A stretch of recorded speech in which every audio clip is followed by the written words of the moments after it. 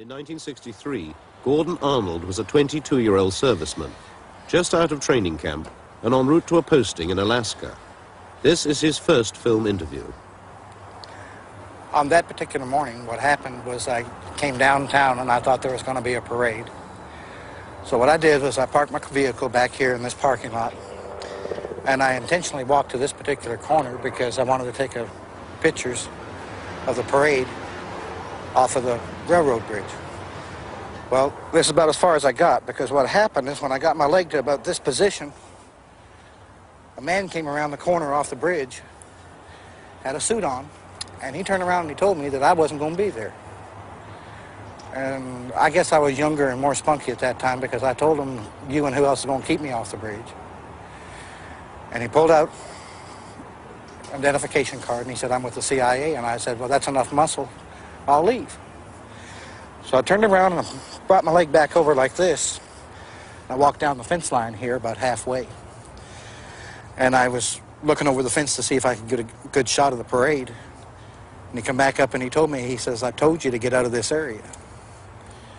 And I said, okay. So I walked the complete length of the fence, got around on the other side. That's when I started to line up my frame so that I could take the picture of the parade. I had been panning shots through here so that I could get whatever was going to come down the street. And I saw that it was the President of the United States. And as I was panning down this direction, just as I got to about this position, a shot come right past my left ear. And that meant it would have had to have come from this direction. And that's when I fell down. And to me, it seemed like a second shot was at least fired over my head. There's a bunch of report going on in this particular area at that time. And what happened was that while I was laying on the ground, it seemed like a gentleman came from this particular direction. And I thought it was a police officer because he had a uniform of a police officer. But he didn't wear a hat, and he had dirty hands. But it didn't really matter much at that time, because with him crying like he was, and with him shaking when he had the weapon in his hand, I think I'd have gave him almost anything except the camera, because that was my mother's.